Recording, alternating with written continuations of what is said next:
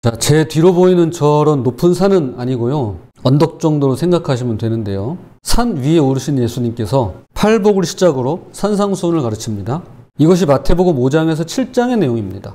그럼 올라가셨으니까 어떻게 해야 되죠? 내려와야죠. 그렇게 산에서 내려오시는 것으로 마태복음 8장이 시작됩니다. 그리고 그때부터 예수님께서는 병들고 아픈 사람들을 고쳐주십니다. 그래서 마태복음 8장과 9장에는 누가 나았다, 누가 고침받았다, 누가 살아났다에 관한 내용들이 빼곡히 기록되어 있습니다.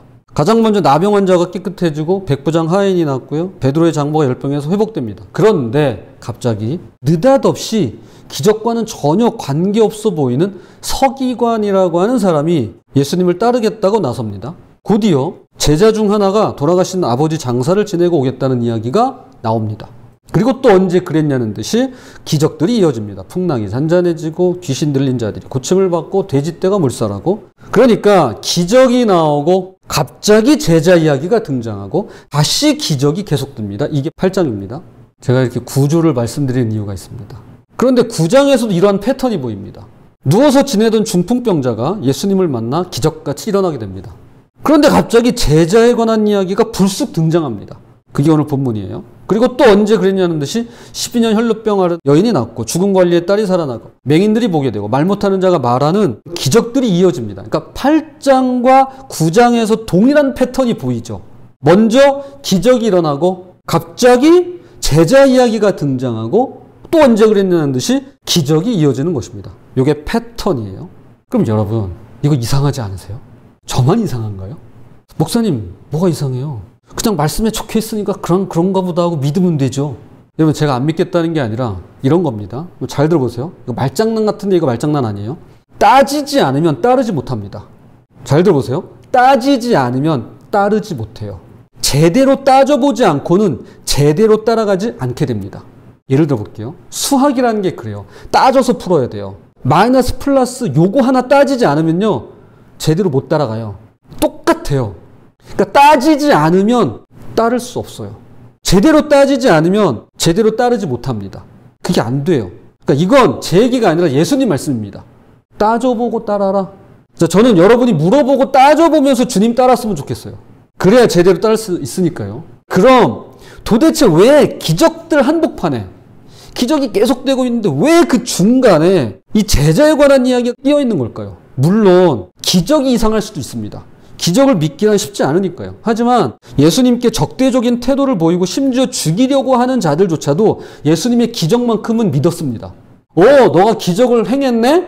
야, 근데 그거 보니까 너 귀신의 힘을 빌려서 귀신을 쫓아낸 거구나? 이러고 있어요. 그러니까 기적을 행했다는 뜻이에요. 기적이 일어난 건 맞아요. 그렇다면 기적 자체에 대한 의심은 접어두고라도 왜 기적 이야기들 한복판에 제자에 관한 이야기가 나오는 걸까요? 라고 질문할 수 있겠죠. 왜 그러는 걸까요? 더욱이 8장에 나오는 제자들은요, 뭔가 덜 준비된 모습을 보여주는 인상을 풍깁니다. 이어서 9장에 나오는 제자는 그런 느낌이 전혀 없고요. 10장에 가면 12제자를 부르시고 확정하시고 파송하시는 이야기로 연결됩니다. 그러니까 뭔지는 잘 모르겠는데 뭔가가 있는 건 확실한 것 같아요. 그쵸? 야, 이거 뭔가 있다. 8장 제자 중간에 나왔어. 9장의 제자 갑자기 등장했어. 근데 10장에 또 나와. 12제자 이렇게 완성이 되고 있는 걸 느낄 수 있어요. 자, 여기서 한 가지 짚고 넘어갈 것은 마태복음을 기록한 마태는 이 내용을 그냥 시간 순서로 기록하지 않았다는 겁니다. 이건 일기가 아니에요. 모든 책이 그렇지만 특별한 목적을 가지고 편집을 합니다.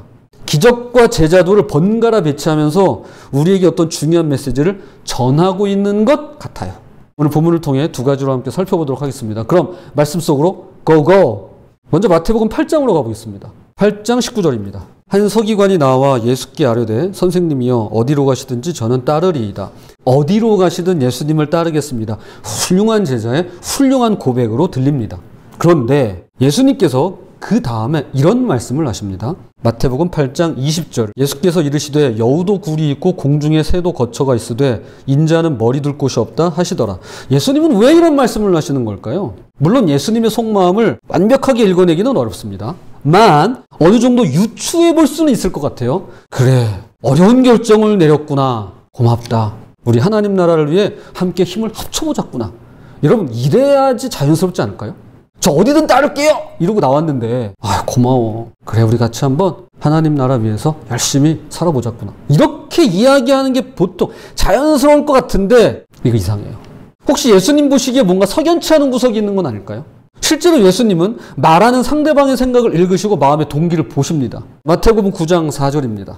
예수께서 그 생각을 아시고 이르시되 너희가 어찌하여 마음에 악한 생각을 하느냐. 그러니까 서기관이 지금 입으로는 어디로 가시든지 예수님을 따르겠습니다 라고 했지만 마음속으로는 어떤 조건이 있었고 예수님께서 그 부분을 지적하고 계시는 건 아닐까요? 편안하고 안전한 곳으로만 가신다면요 라는 속마음을 읽으신 거 아닐까요?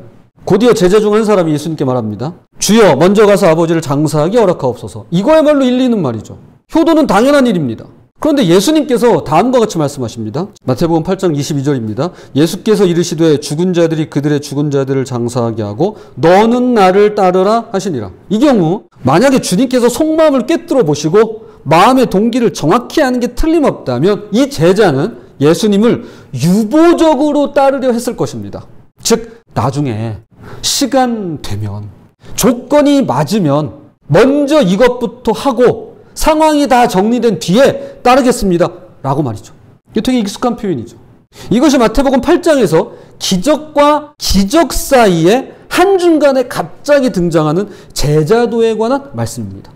그런데 9장에서도 동일한 방식으로 갑자기 제자도에 관한 말씀이 나옵니다. 그게 바로 오늘 본문입니다. 마태복음 9장 9절입니다. 예수께서 그곳을 떠나 지나가시다가 마테라 하는 사람이 세관에 앉아있는 것을 보시고 이르시되 나를 따르라 하시니 일어나 따르니라. 말씀을 자세히 보시면 8장에서의 서기관과 한 제자와는 다른 점을 발견하게 되는데요.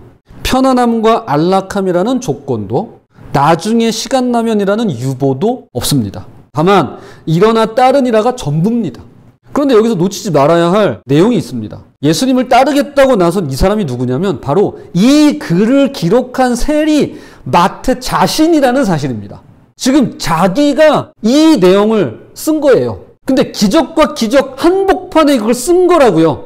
그 전장에서도 기적과 기적 한복판에 그 비슷한 내용을 썼고 9장에 와서 기적과 기적 한복판에 자기 이야기를 쓰고 있는 거예요. 자, 이미 잘 아시는 분도 계실 테지만 한 번 더 설명을 드리자면 당시 세리는 유대인 입장에서 보면 동족을 팔아먹는 매국노였습니다. 로마를 위해 자기 민족에게서 세금을 뜯어가는 배신자들이었습니다. 세리가 잘 모르는 우리 어린 학생들을 위해서 설명하자면 세리는 세금을 걷는 관리란 뜻이에요. 로마를 위해 자기 민족에게서 세금을 뜯어가는 배신자들이었는데요. 혹시나 정당하게 고용돼서 자기 일한 거 아니냐라고 생각할 수도 있는데 실상은 전혀 그렇지 않습니다. 문제는 뭐냐면 로마가 거두어가는 세금보다 세리가 뜯어가는 돈이 훨씬 더 많았다는 데 있습니다. 그러니까 로마 정부에는 정해진 액수만 납입하면 됐어요. 자, 100원만 내 하고 세리한테 시키는 거예요. 자, 그럼 100원만 갖다 주면 돼요. 그런데 세리가 100원만 걷어가지고 내면 세리는 뭐 먹고 살아요? 그래서 세리가 어떻게 하느냐? 더 많이 뜯어요. 근데 그냥 많이 뜯는 게 아니에요. 훨씬 더 많이 뜯어요. 한 1,000원을 뜯어요. 그러니까 중간에서 세리가 훨씬 더 많은 돈을 착복해서 뇌물도 갖다 바치고 폭력배도 고용하고 비즈니스도 하면서 온갖 나쁜 짓을 다 하고 다녔다는 겁니다. 여러분 고혈을 짜내다라는 말을 아실 겁니다. 고혈을 짜내다. 들어보셨을 겁니다. 여기서 고혈이란 사람의 기름과 피입니다. 여러분 사람의 기름과 피를 짜내는 걸 고혈을 짜내다라고 표현합니다. 생각해보세요. 내가 안 당해봤으니까 제국이 와가지고 식민지 국민들을 도와줬다 이러면서 망언이라도 할 수 있는 거지. 유대인 입장에선 그야말로 고혈을 짜내는 자들이었습니다. 그런데 세리는 종교적으로도 부정한 사람들이어서 회당에 들어갈 수도 없었고 사람들은 세리와 죄인들이라며 한 묶음으로 싸잡아서 불렀습니다. 그래서 11절에 세리와 죄인들이 나오죠. 성경 곳곳에 이 표현이 등장합니다. 세리와 죄인들. 세리는 죄인이었어요. 여러분 우리가 다 죄인이지만 듣는 죄인은 기분 나빠요. 야 죄인아, 듣는 죄인은 기분 나쁜 거예요. 어허 저 죄인 보게. 듣는 죄인은 기분 나쁜 거예요. 세리를 그렇게 묶었다니까요. 세리와 죄인. 즉 사회에서 완전히 배제된 존재였습니다. 그런데 바로 그 세리인 마태가 일어나 예수를 따랐다라는 것입니다. 김미경 강사가 이런 말을 했습니다. 이 세상에서 가장 무거운 게 뭔지 아세요? 바로 나 자신입니다.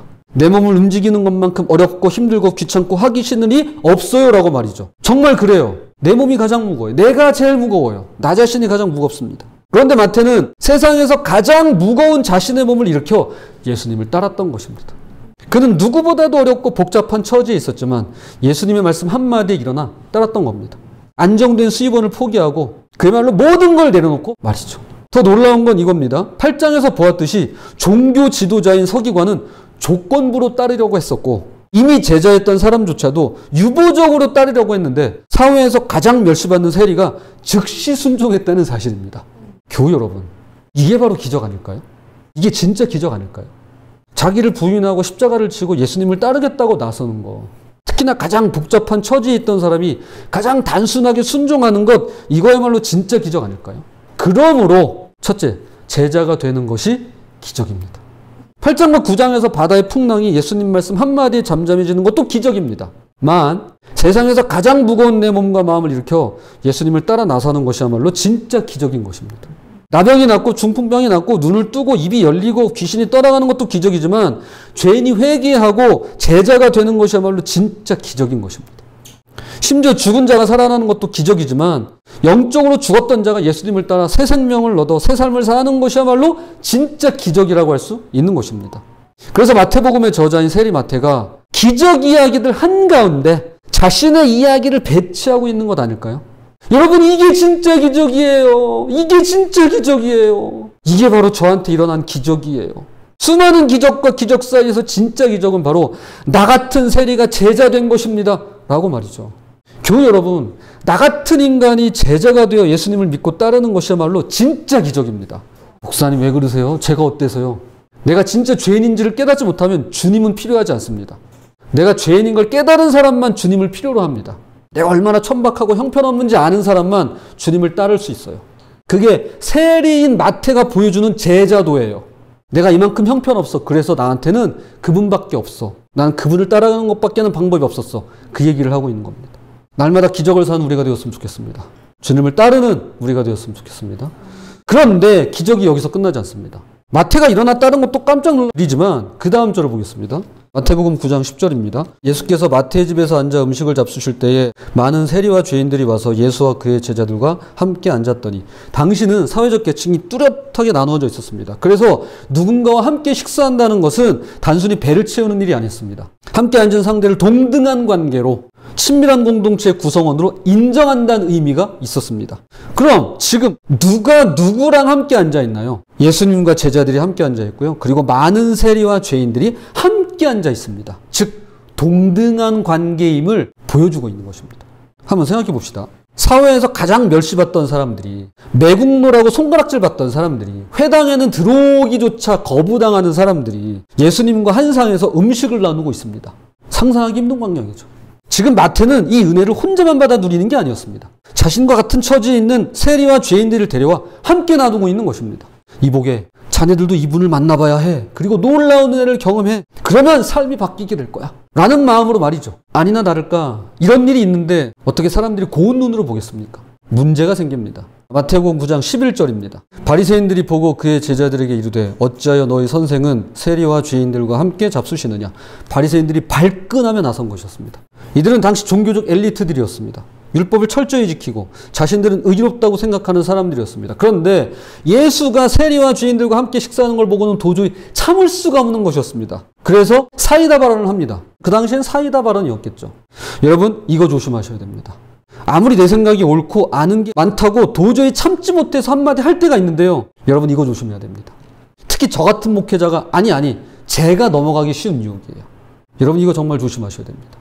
여기서 놓치지 말아야 할 것은 바리새인들의 마음속에 있던 편견과 혐오입니다. 저런 사람들과는 함께 있어도 안 되고 함께 먹어서도 안 되고 함께 어울려서도 안 된다라는 생각이 그들 속에 자리 잡고 있었습니다. 사회적 장벽, 종교적 장벽이 너무 높았습니다. 그러자 예수님께서 뭐라고 말씀하시나요? 마태복음 9장 12절 13절입니다. 예수께서 들으시고 이르시되 건강한 자에게는 의사가 쓸데없고 병든 자에게라 쓸데있느니라. 너희는 가서 내가 긍휼을 원하고 제사를 원하지 아니하노라 하신 뜻이 무엇인지 배우라.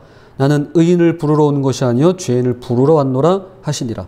예수님께서 세 가지를 이야기하십니다. 첫째, 건강한 자에게는 의사가 쓸데없고 병든 자에게는 쓸데있다. 의사는 건강한 사람이 아니라 병든 사람을 위해 존재합니다. 예수님도 마찬가지라는 것입니다. 둘째, 호세아 6장 6절을 인용하십니다. 내가 긍휼을 원하고 제사를 원하지 아니하노라. 하나님께서 정말로 원하시는 것은 형식적인 종교 행사가 아니라 진정한 사랑, 긍휼이라는 것입니다. 그걸 배우라는 거예요. 셋째, 나는 의인을 부르러 온 게 아니라 죄인을 부르러 왔노라. 즉 예수님의 사명선언으로 완벽한 사람이 아닌 부족한 사람을 부르러 오셨다는 것입니다. 교회 여러분, 이게 기적이 아니면 뭘까요? 편견과 혐오의 벽을 허무는 기적, 배제되었던 사람들을 포용하는 기적, 사회적 장벽을 뛰어넘는 사랑의 기적 말이죠. 그러므로 오늘 본문에서 발견하는 두 번째 기적은 바로 함께 나누는 것이 기적입니다. 여러분, 이기적이 유전자를 가지고 있는 이기적인 존재가 함께 나누는 것이야말로 진짜 기적 아닐까요? 풍랑이 그친 것도 기적이고요. 병이 나은 것도 기적이고요. 죽은 자가 살아나는 것도 기적입니다. 그게 왜 기적이 아니겠습니까? 그런데 무엇보다도 제자가 되는 것이야말로 기적이고, 또한 서로 미워하고 배척하던 자들끼리 한 식탁에 둘러앉아서 음식을 나누는 건 역시 기적이라는 거예요. 여러분, 밥 먹는 게 기적이에요. 내가 미워하는 사람, 나는 그 사람이 싫어. 꼴도 보기 싫어. 나한테 한 짓이 있는데 나한테 그렇게 해놓고서 어떻게 나를 봐? 여러분, 그런 사람하고 밥 먹는 게 기적이라는 거예요. 오늘날 우리 사회도 마찬가지 않을까요? 아니, 교회야말로 그러지 않을까요? 편견을 갖고 혐오하면서 판단하고 배제시키는 사람들이 있습니다. 어디요? 교회 안에요. 그러나 예수님은 그러지 않으셨습니다. 모든 장벽을 허무시고 모든 사람을 품으시고 함께 나누는 공동체를 만드셨습니다. 혼자 사는 삶에서 함께 나누며 사는 삶으로, 배척하는 마음에서 포용하는 마음으로 편견의 벽을 허물고 사랑의 다리를 놓으면서 말이죠. 그러므로 혐오와 증오로 가득했던 마음이 서로를 향한 긍휼과 자비로 변화되어 함께 할 수 있는 것, 이것이야말로 기적 중의 기적인 것입니다. 자, 이제 말씀의 결론을 맺겠습니다. 오늘 설교 제목은 기적을 사는 사람입니다. 이것은 중의적인 표현으로 여기에는 두 가지 의미가 담겨 있습니다. 하나는 돈을 주고 사는 것이죠. 사는 것, 사는 거고요. 또 하나는 인생을 사는, 즉 살아가는 것입니다. 세리마태는 평생 돈으로 사고 파는 삶을 살았습니다. 돈이 있으니까 뭐든지 살 수 있어요. 이미 2000년 전 돈이면 다 된다는 사실을 누구보다도 잘 알고 있었습니다. 그런데 예수님을 만난 이후 완전히 다른 방식으로 사는 삶을 시작했는데요. 돈으로 사고 파는 삶에서 제자로 살아가는 삶으로 말이죠. 돈으로는 살 수 없는 것들이 있습니다. 아니, 많습니다. 돈으로 집을 살 수는 있어도 가정은 살 수 없고요. 돈으로 시대는 살 수 있어도 시간은 살 수 없고요. 돈으로 침대는 살 수 있어도 잠은 살 수 없고요. 돈으로 의사는 살 수 있어도 건강을 살 수 없습니다. 돈으로 지위는 살 수 있어도 존경은 살 수가 없는 것입니다. 그러니까 정말 중요하고 필요한 것들, 가령 용서, 사랑, 소망, 새로운 시작, 참된 평안 등은 결코 돈으로 살 수 없는 것들입니다. 그런데 마태는 예수님을 만나면서 돈으로 살 수 없는 모든 소중한 것들을 얻게 됩니다. 주님의 은혜로 값없이 말이죠. 그리고 혼자만 그 기적을 누리지 않았습니다. 자신과 같은 처지에 있던 세리와 죄인들을 데려와 함께 나누었습니다. 이제는 돈 때문이 아니라 은혜 덕분에 사고 파는 삶에서 나누며 사는 삶으로, 혼자 사는 삶에서 함께 사는 삶으로 바뀐 것이었습니다. 인생의 관점과 방향, 삶의 태도와 목적이 완전히 달라지면서 기적을 사는 사람, 그리고 기적을 살아가는 사람이 되었습니다. 예수님은 우리 각자에게도 나를 따르라고 말씀하십니다. 그리고 일어나 따르는 그분의 제자들에게 마태와 같은 놀라운 변화의 삶을 살게 될 것이라고 약속합니다. 이것이 8장과 9장에 기록된 그 어떤 기적보다도 놀라운 기적 중의 기적이라고 세리 마태는 자신의 이야기를 직접 써내려가고 있는 것입니다. 하나님의 사랑이 우리 삶에 들어와 우리를 완전히 새로운 방식으로 살게 하는 것, 진짜 기적을 사는 자란 바로 이런 사람입니다. 부디 주님을 따르는 제자가 되는 기적과 더불어 다른 이들과 함께 나누며 기적을 경험하고 누리는 저와 여러분이 되시기를 주님의 이름으로 부탁을 드립니다.